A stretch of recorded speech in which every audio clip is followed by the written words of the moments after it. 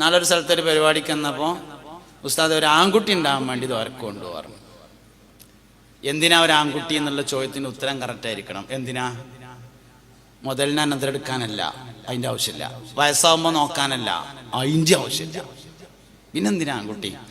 മുഹമ്മദ് നബി സല്ലല്ലാഹു അലൈഹി വസല്ലമയുടെ ഉമ്മത്തിന്റെ വർധനവിന് വേണ്ടി എനിക്കൊരാൺകുട്ടി, അതാണ് ആൺകുട്ടി. നിയത്ത് കറക്റ്റാണോ?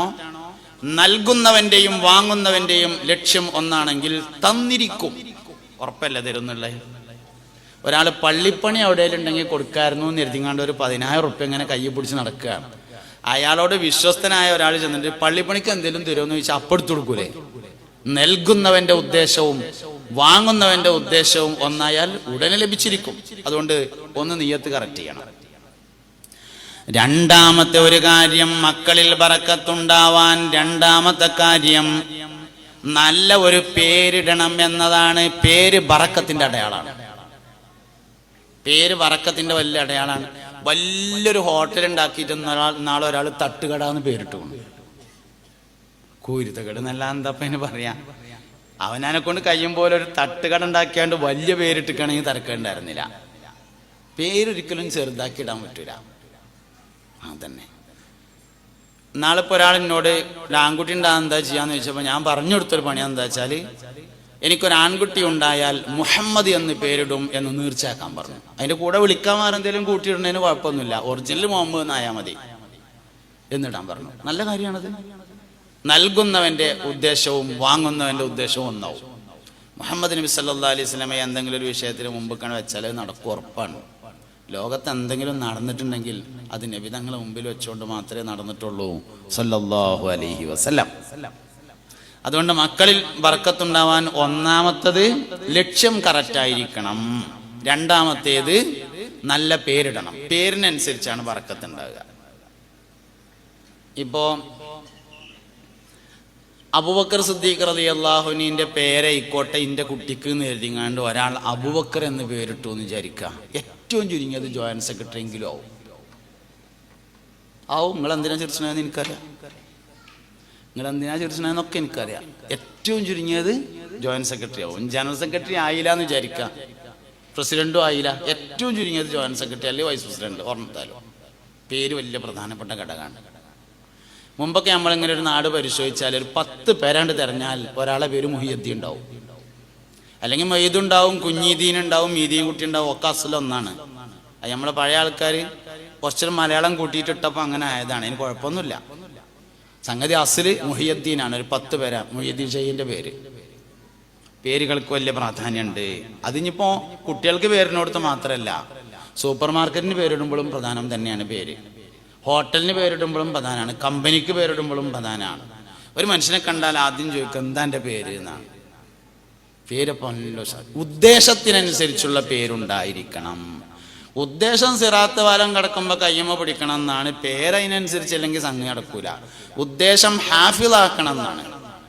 പേരതിനനുസരിച്ചില്ലെങ്കിൽ സംഗതി നടക്കൂല. ഹാഫിളാക്കണമെങ്കിൽ അതിനനുസരിച്ച പേര്, ആലിമാക്കണമെങ്കിൽ അതിനനുസരിച്ച പേര്. പേര് വളരെ പ്രധാനമാണ്. അപ്പോൾ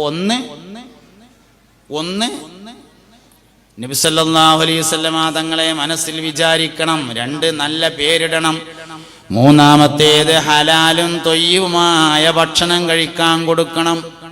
ഒരു മനുഷ്യന്റെ ജീവിതത്തിന്റെ ഹൈറും ഷറും തീരുമാനിക്കുന്നതിൽ അവൻ കഴിക്കുന്ന ഭക്ഷണത്തിന് വലിയ പ്രാധാന്യമുണ്ട്.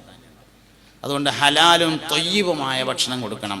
ഹലാല് മാത്രം പോരാ, തൊയ്യുബായിരിക്കണം.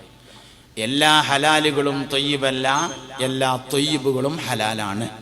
അതുകൊണ്ട് ഭക്ഷണം ഹലാലായാൽ പോരാ, ഭക്ഷണം തൊയ്യിബായിരിക്കണം. എന്താ തൊയ്യിബ് പറഞ്ഞാൽ? തൊയ്യിബ് എന്ന് പറഞ്ഞാൽ നൽകുന്നവൻ സന്തോഷത്തോടുകൂടെ നൽകുന്നതിനാണ് തൊയ്യിബ് എന്ന് പറയുന്നത്. ഹലാലിന് വേറെയും വഴിയുണ്ട്.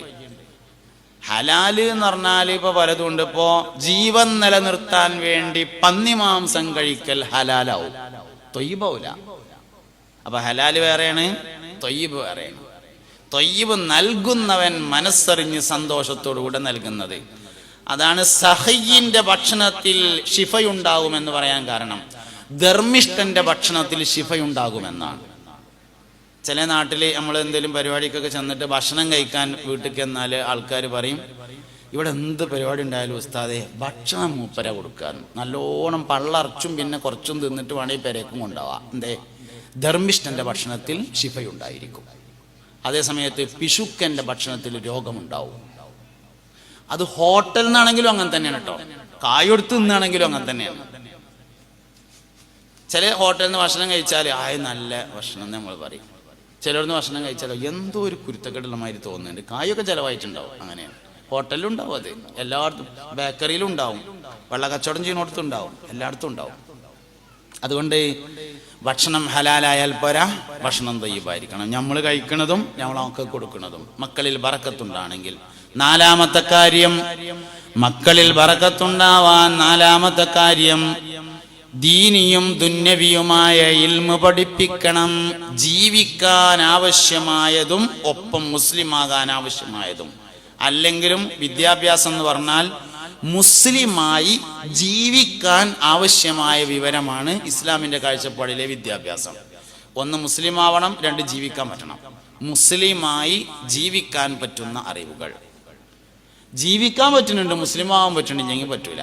മുസ്ലിമാവാൻ പറ്റുന്നുണ്ട്, ജീവിക്കാൻ പറ്റണില്ല, രണ്ടും പ്രശ്നമാണ്. മുസ്ലിമാവാനും പറ്റണം, ജീവിക്കാനും പറ്റണം, അതാണ് സംഗതി.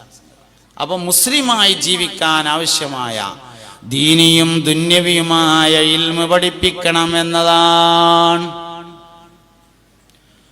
അപ്പൊ മക്കളിലെ ബറക്കത്തായി ഞാൻ പറഞ്ഞു. കുടുംബജീവിതത്തിൽ ഇതേമാതിരി തന്നെയാണ്. കുടുംബജീവിതം ബറക്കത്തുള്ള കുടുംബജീവിതം ഉണ്ടാവും, ബറക്കത്തില്ലാത്തതുണ്ട്. ബറക്കത്തുള്ള കുടുംബജീവിതത്തിന്റെ ഏറ്റവും വലിയ ഉദാഹരണം മുഹ്യിദ്ദീൻ ശൈഖാണ് റളിയല്ലാഹു അൻഹു. ബറക്കത്തുള്ള കുടുംബജീവിതത്തിന്റെ വലിയ ഉദാഹരണമാണ് ഗൗസുൽ ആദം സുൽത്താൻ മുഹ്യിദ്ദീൻ അബ്ദുൽ ഖാദിർ ജിലാനി. മുഹ്യിദ്ദീൻ ശൈഖ് റളിയല്ലാഹു അൻഹുവിന്റെ വാപ്പാനെ പറ്റിയൊരു ചരിത്രമുണ്ട്, അബൂ സ്വാലിഹ്. അത് അബൂ ഹനീഫ ഇമാമിന്റെ വാപ്പയാണെന്നൊരു അഭിപ്രായമുണ്ട്. പഴയകാലത്ത് ഉസ്താദ്മാരൊക്കെ വാഴറിയുമ്പോൾ പറയലുണ്ട്, അറബി കിതാബുകളിലൊന്നുമില്ല, പേർഷ്യൻ ഗ്രന്ഥങ്ങളിൽ നിന്നാണ് ആ താരീഖ് എന്ന് മുൻഗാമികൾ പറയാറുണ്ട്. മുഹ്യിദ്ദീൻ ശൈഖിന്റെ വാപ്പാന്റെ അബൂ സ്വാലിഹിന്റെ കഥ നിങ്ങൾ കേട്ടിട്ടുണ്ടാവും. ഒരു മനുഷ്യൻ പുഴയിലേക്ക് കുളിക്കാൻ വേണ്ടി പോയി. നല്ല വിശപ്പുണ്ടായിരുന്നു. പുഴയിലൂടെ ഒരു അത്തിപ്പഴം ഒഴുകി വരുന്നത് കണ്ടു. കഥകൾ കേട്ടതായിരിക്കും. ആ അത്തിപ്പഴം എടുത്ത് കഴിച്ചു. കഴിച്ചതിന്റെ ശേഷം ആലോചിച്ച്, പടച്ചോനെ ആരതായിരിക്കും അത്തിപ്പഴം, അയാൾക്ക് ഇഷ്ടമുണ്ടോന്നാവോ? മസ്അല അനുസരിച്ച് പുഴയിലൂടെ ഒരു അത്തിപ്പഴം ഒഴുകി വന്നാൽ അതെടുത്ത് കഴിക്കാം എന്ന് തന്നെയാണ്. ഒരു കടലമണി കിടക്കുന്ന കണ്ടാൽ അതിന്റെ മുതലാളിനെ അന്വേഷിച്ച് പോകുമെന്നും വേണ്ട, എടുത്തു തിന്നാം എന്ന് തന്നെയാണ് മസ്അല. ഉടമസ്ഥൻ സാധാരണഗതിയിൽ അതിനെ തൊട്ട് പിന്തിരിഞ്ഞു കളയാറുള്ള വസ്തുവാണെങ്കിൽ അത് കിട്ടിയവന് ഉടമപ്പെടുത്താവുന്നതാണ്. ഉടമസ്ഥൻ പിന്തിരിഞ്ഞ് കളയാത്തതാണെങ്കിൽ അന്വേഷിക്കാൻ സാധ്യതയുള്ള അത്രയും സമയം പരസ്യം ചെയ്യേണ്ടതാണ്. സ്വർണ്ണക്കാവുമ്പോൾ അതിനനുസരിച്ച് വേണ്ടി വരും, 10 റുപ്യ ആവുമ്പോൾ അതിനനുസരിച്ച് മതിയാവും, അങ്ങനെയാണ്. അപ്പോൾ ഒരു പുഴയെ കൂടെ അത്തിപ്പഴം ഒഴുകി വന്നാൽ എടുത്ത് തിന്നാൻ തന്നെയാണ് മസ്സല. എന്നാലും ആരുടെ ഇക്കാരം റബ്ബേ. അങ്ങനെ പുഴക്കരയിലൂടെ അത്തിമുതലാളിയെ തെരഞ്ഞുപോയി. കുറെ ദൂരം ചെന്നപ്പോ അബ്ദുല്ലാഹി സൗമായി എന്ന പേരായ സയ്യിദായ ഒരു മനുഷ്യന്റെ തോട്ടത്തിൽ നിന്ന് അത്തിമരം പുഴയിലേക്ക് ചെരിഞ്ഞു നിൽക്കുന്നു. കഴിച്ചതുപോലെയുള്ള അത്തിപ്പഴം ആ മരത്തിൽ നിൽക്കുന്നുണ്ട്. ഈ മുതലാളിയുടെ അത്തിപ്പഴം തന്നെയായിരിക്കും ഞാൻ കഴിച്ചതെന്ന് മനസ്സിലാക്കി. അത്തി മുതലാളിയുടെ അടുക്കൽ ചെന്നിട്ട് പറഞ്ഞു, നിങ്ങളുടെ അത്തിമരത്തിൽ നിന്ന് പുഴയിലേക്ക് ചാടിയ ഒരത്തിപ്പഴം ഞാൻ കഴിച്ചു പോയി, നിങ്ങൾ അതെനിക്ക് പൊരുത്തപ്പെട്ടു തരുമോ? അബ്ദുല്ലാഹി സൗമായി എന്ന സയ്യിദായ തോട്ടമുടമ പറഞ്ഞു, ഞാൻ പൊരുത്തപ്പെട്ടു തരൂലാന്ന്. എന്നാ പൊരുത്തപ്പെട്ട് കിട്ടാൻ ഞാൻ എന്താ വേണ്ടത്? എന്റെ തോട്ടത്തിൽ ശമ്പളമില്ലാതെ ജോലി ചെയ്യണം. ആയിക്കോട്ടെ എന്ന് പറഞ്ഞു. കാലാവധി പൂർത്തിയായി, ഞാൻ പോട്ടെ എന്ന് ചോദിച്ചു. പൊരുത്തപ്പെടൂലെന്ന് പറഞ്ഞു. ഇഞ്ഞെന്താ വേണ്ടതെന്ന് ചോദിച്ചു. കയ്യും കാലുമില്ലാത്തൊരു മകൾ എനിക്കുണ്ട്, അവളെ വിവാഹം കഴിക്കണമെന്ന് പറഞ്ഞു. ആയിക്കോട്ടെ എന്ന് പറഞ്ഞു. അങ്ങനെ പെണ്ണെട്ടി. ഫാത്തിമ എന്നായിരുന്നു പേര്. അതിലുണ്ടായ കുട്ടിയാണ് മുഹ്യിദ്ദീൻ ശൈഖ് റളിയല്ലാഹു അൻഹു. നമ്മളിങ്ങനെ ആലോചിച്ച് നോക്കുക, നമ്മളൊരു പുഴയിൽ ഇങ്ങനെ കുളിക്കുകയാണെന്ന് കരുതിക്കോളി. അപ്പോൾ ഒരു അത്തിപ്പഴത്തിന് പകരം ഒരു ആനമുടുകം ഇങ്ങനെ ഒഴുകി വന്നു എന്ന് വിചാരിച്ചോളി. എന്നിട്ട് നമ്മളതെടുത്ത് തിന്നു. രസം വലുതായിക്കോട്ടെ വെച്ചിട്ടാണ് പറഞ്ഞത് ആനമുടുക. അടുത്തുകാണ്ട് തിന്നു. തിന്നതിൻ്റെ ശേഷം ആരുതേക്കാരപ്പ റബ്ബേത് എന്ന് ആലോചിച്ചു എന്ന് വിചാരിച്ചോളി, അങ്ങനെ പറ്റുള്ളൂ. എന്നിട്ട് നമ്മൾ ആന മുതലാളിനെ തെരഞ്ഞു പോയിട്ട് അയാളോട് പറഞ്ഞു, നമ്മളോട് പൊരുത്തപ്പെട്ടിരുന്നെങ്കിൽ 2 കൊല്ലം ഇൻ്റെ ആനൻ്റെ ഒപ്പം നടക്കണമെന്ന് പറഞ്ഞു എന്ന് വിചാരിച്ചോളി. എന്തേക്കാനും മറുപടി, പിന്നെ അതിന് ഈ വലുപ്പത്തിൽ വേറൊരു സാലിമിനെ നോക്കിക്കോളി, ഞാൻ പോവുകയാണ് പറഞ്ഞ് പോരൂലേ. അതെന്നെ മുയ്യദ്ദീൻ്റെ മേലത്തെ കുട്ടി നമുക്ക് ഉണ്ടാകാത്തതിൻ്റെ കാരണം. തിന്നാൻ കൊടുക്കണത് നേരായില്ലെങ്കിൽ സംഗതി പ്രശ്നമാവും. കുടുംബജീവിതത്തിൽ ഏറ്റവും പ്രധാനപ്പെട്ട ഒരു ഭാഗം എന്ന് പറയുന്നത്, നമ്മൾ എന്തിനാ കുടുംബജീവിതം? മക്കളുണ്ടാവാനാണ്. എന്തിനാ കുടുംബജീവിതം? മക്കളുണ്ടാവാനാണല്ലോ. അത് നേരാവണ്ടേ, എന്നാലല്ലേ ബാക്കിയൊക്കെ ക്ലിയർ ആവുള്ളൂ.